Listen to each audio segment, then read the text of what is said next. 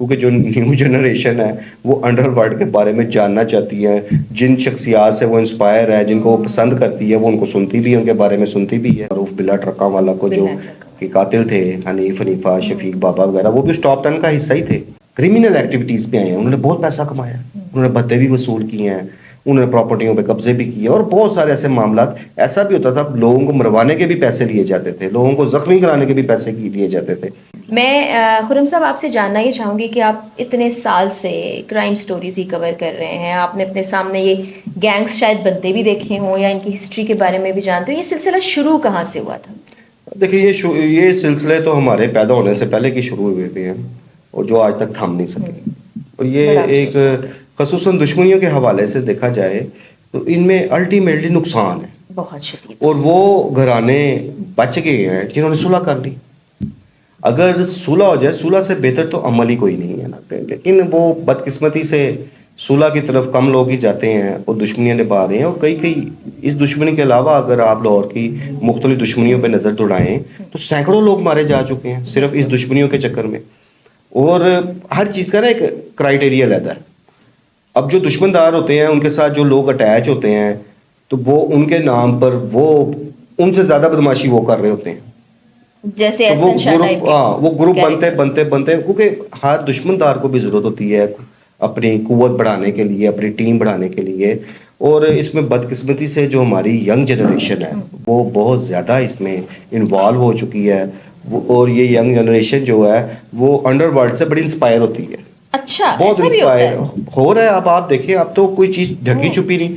ٹک talk پہ آپ videos لڑکوں کی دیکھ رہے ہیں، ویپنز کے ساتھ انہوں نے ویڈیوز بنانی ہے، قیمتی گاڑیوں میں، چاہے وہ گاڑیاں کرائے پہ لی ہوتی ہیں یا وہ کسی کی گاڑی ہوتی ہے، وہ جس قسم کے ٹک ٹاک بن رہے ہیں آپ وہاں سے آپ کو اندازہ لگایا جا سکتا ہے۔ اور آپ ایک اور چیز دیکھیں کہ سوشل میڈیا پہ جو ٹرینڈ چلا ہے ایک کرمنل کے حوالے سے جتنے بھی پروگرامز ہیں ان کو ویورشپ بھی زیادہ ملتی ہے، کیونکہ جو نیو جنریشن ہے وہ انڈر ورلڈ کے بارے میں جاننا چاہتی ہے، جن شخصیات سے وہ انسپائر ہے، جن کو وہ پسند کرتی ہے، وہ ان کو سنتی بھی ہے، ان کے بارے میں سنتی بھی ہے۔ میرا خیال ہے یہ کوئی فلموں کو دیکھنے کے بعد بھی ذرا اثر پکڑتے کیونکہ اس میں ہیرو بنا کے دکھایا جا رہا ہے۔ ایک دور تھا، آپ بالکل کہہ سکتی ہیں کہ لوگ فلموں سے انسپائر ہوتے تھے، لیکن اب لوگ فلموں سے زیادہ اب تو جو فزیکلی لوگ موجود ہیں ان سے زیادہ متاثر ہوتے ہیں۔ اچھا، یہ گینگز تو ہمیشہ سے موجود رہے ہیں، ابھی بھی ہیں، لیکن ان کے جو سرکردہ جن کو ہم کہہ سکتے ہیں گینگسٹرز ہیں، وہ پہلے کہیں پاکستان میں چھپ جاتے تھے، وہ کیا علاقے تھے، بعد میں وہ کہاں کہاں جاتے رہے، ان کی پناہ گاہیں کیا کیا رہیں۔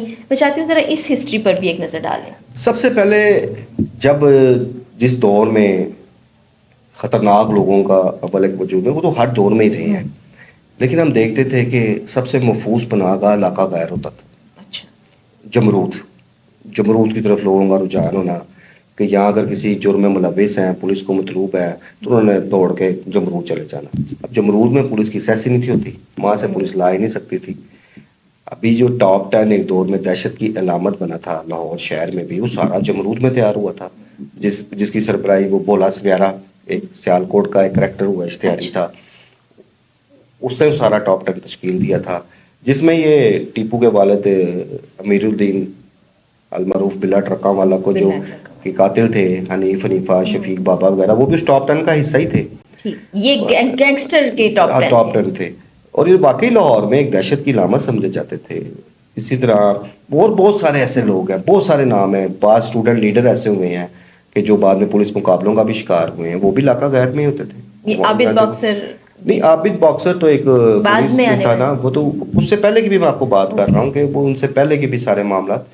اب وہ ہوا یہ تھا کہ جب آہستہ آہستہ لوگوں کا رجحان ہونا شروع ہو گیا، جب وسائل زیادہ ہو گئے، کوئی پیسہ ان گینگسٹر کے پاس پیسہ تو بہت زیادہ آ گیا تھا، اور ان میں سے ایک بڑے گینگسٹر کی تعداد کو اگر آپ ان کا ماضی دیکھیں، ان کی فیملی بیک گراؤنڈ دیکھیں تو انتہائی غریب لوگ، انتہائی غریب گھرانوں سے تعلق ان کا، لیکن جب وہ اس کرمنل ایکٹیویٹیز پہ آئے ہیں انہوں نے بہت پیسہ کمایا، انہوں نے بھتے بھی وصول کیے ہیں، انہوں نے پراپرٹیوں پہ قبضے بھی کیے، اور بہت سارے ایسے معاملات۔ ایسا بھی ہوتا تھا لوگوں کو مروانے کے بھی پیسے لیے جاتے تھے، لوگوں کو زخمی کرانے کے بھی پیسے لیے جاتے تھے۔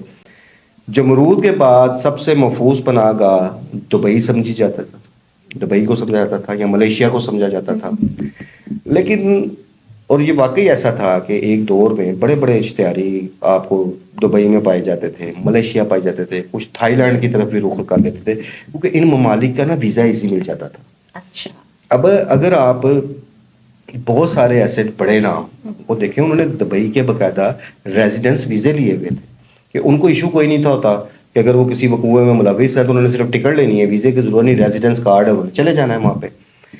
جب انٹرپول کو ایکٹیو کیا گیا، انٹرپول تو خیر ایکٹیو تھی، جب ہماری پولیس ایکٹیو ہوئی اور انٹرپول کے ذریعے لوگوں کو لانے کا سلسلہ شروع ہوا، اس میں ایک مثال تھی، بہت خطرناک آدمی، ایک کریکٹر تھا ننو گرایا، اچھا. گجرانوالے کا. اور تب گجرانوالا پولیس اسے وہاں سے لے کر آئی تھی ملیشیا سے. اس کے ذوالفقار احمد چیمہ اس وقت گجرانوالے کی پولیس کے سربراہ تھے. صحیح. ان کی یہ ایفرٹ تھی کہ وہ ننو گرایا کو ملیشیا سے لے کے آیا، اور اس کو ننو گرایا کو بعد میں پولیس مقابلے میں مار کے اس کی لاش کو باقاعدہ ایک پولیس کی گاڑی کی چھت پہ رکھ کر پورے شہر کا چکر بھی لگوایا گیا تھا. اب ایک تو یہ مثال بنا. پھر اس کے بعد کافی سارے ملزمان، صرف لاہور کے نہیں، پورے پنجاب کی میں بات کروں گا، کہ ان کو انٹرپول کے ذریعے ان کنٹری سے لایا گیا جہاں پاکستان کا ملزمان کی حوالگی کا معاہدہ موجود ہے. ٹھیک ہے. اور اس میں زیادہ تر ممالک جو ہیں وہ ہیں اس کے مڈل ایسٹ کے. ٹھیک ہے. اس میں دبئی سے بھی لوگ لائے گئے، قطر سے، عمان سے، بحرین سے، پھر اسی طرح سعودی عرب سے، ان تمام ممالک سے لوگوں کو لانے کا سلسلہ شروع ہوا. تو پھر ان کرمینلز کے ذہن میں یہ بات آ گئی کہ دبئی اب ہمارے لیے محفوظ نہیں ہے، یا بحرین محفوظ نہیں ہے، یا عمان ہمارے لیے محفوظ نہیں ہے. تو انہوں نے پھر ادر ممالک کا انتخاب شروع کر دیا. صحیح. کہ جہاں ان کو پتہ تھا کہ ہم دبئی سے زیادہ محفوظ ہیں، اور وہاں پر کیونکہ پاکستان کا ایگریمنٹ اب دنیا کے سارے ممالک کے ساتھ تو نہیں ہے کہ ملزمان کی حوالگی کے حوالے سے، تو ان کے لیے اب اس وقت زرخیز زمینیں وہ ممالک بنے ہوئے ہیں کہ جہاں سے آپ ملزمان کو لا نہیں سکتے. اچھا، میں نے ایک سوال کرنا ہے آپ سے کہ جیسے لنڈن ہے، یعنی یو کے ہے، کینیڈا ہے، امریکہ ہے، افریقہ ہے، ان ممالک سے ہماری پولیس کتنا زیادہ ان ٹچ ہے؟ نہیں، ان کے ساتھ ہمارا ایسا ایگریمنٹ، یعنی اگر کوئی کرمنل ان علاقوں میں چلا جاتا ہے، چلا گیا، وہ سیف ہو گیا، وہ کرمنلز بھی چالاک ہو گئے، چلا گیا وہ ظاہر ہے. دیکھیں جو کرمنل یہاں پہ آئے نا، وہ باہر جا کے تو کبھی کرائم کرتا نہیں. وہاں تو اس نے ان کے قانون کے مطابق جو ہے اپنی زندگی بسر کری ہوتی ہے. اچھا، یہ وہاں بیٹھ کر بھی یہاں پر گینگز چل رہے ہیں، ڈیفینیٹلی نیٹ ورک چل رہے ہیں، سارا کچھ چلتا ہے. کمیونیکیشن آسان ہو گئی ہے نا، اب تو ٹیلی فونک ہے، اب تو سوشل میڈیا ہے، اب تو ایسی ایسی ایپس آ گئی ہیں کہ اب تو کال بھی ٹریس نہیں ہوتی نا، کال آئی کہاں سے ہے. اب دیکھیں تیفی بٹ کو نامزد کر دیا گیا ہے امیر بالاج کے قتل میں. امیر بالاج ویسے تو ایک امن پسند لڑکا لگتا تھا، لوگوں کی اس کے بارے میں رائے یہ تھی، تو کیا اس کے پیچھے محرک رہا ہوگا تیفی بٹ کا کہ اس کو راستے سے ہٹا؟ دیکھیں جب ایک دشمن کبھی بھی اپنے دشمن کا اچھا نہیں سوچتا.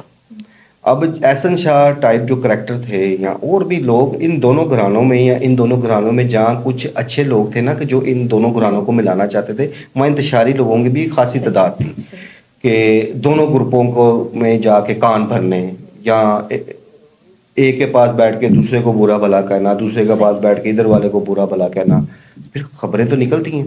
اب جس میں احسن شاہ ساری، اب یہ تو چیزیں چونکہ آ گئی نہیں ہے کہ وہ ریکارڈنگز بھی نکلی ہیں اس کے موبائل سے، کہ وہ بلاج کے میسیجز بھی جو تھے، یا اس کی وائس ریکارڈ کر کے، یا اس کی کوئی ایسی ویڈیو بنا کے کہ جہاں پہ بلاج کوئی برا بھلا کہہ رہا تھی فی بٹ کو، تو وہ پہنچاتا تھا.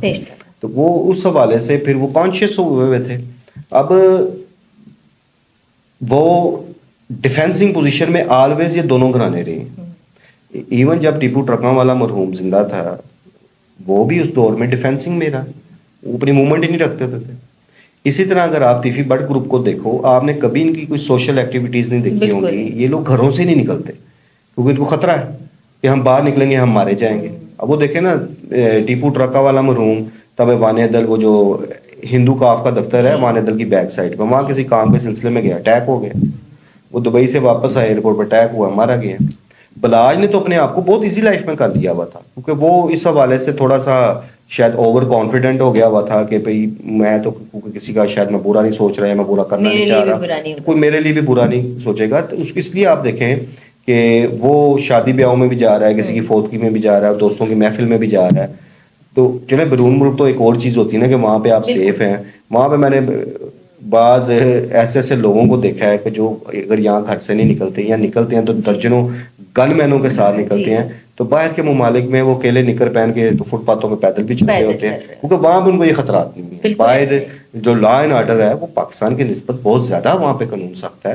تو انہیں اچھا وہ وہاں پہ بیٹھ کے وہ کوئی دیکھیں وہ ممالک بھی دیکھتے ہیں کہ ہمارے ملک میں بیٹھ کے کوئی ایسا ایکٹ تو نہیں کر رہا کہ جو ہمارے قوانین کے خلاف ہے. تو جب وہ وہاں پہ بیٹھ کے ایسا ایکٹ نہیں کریں گے. خرم صاحب, آپ خود اتنے عرصے سے کرائم کی بیٹ کر رہے ہیں, تو ظاہر ہے جب آپ کرائم کی بیٹ کر رہے ہوتے ہیں تو آپ کا ہر طرح کے لوگوں سے واسطہ پڑتا ہے. پولیس بھی ہے, اچھے لوگ بھی ہیں, برے لوگ بھی ہیں, گینگسٹرز بھی ہیں, کرمنلز بھی ہیں.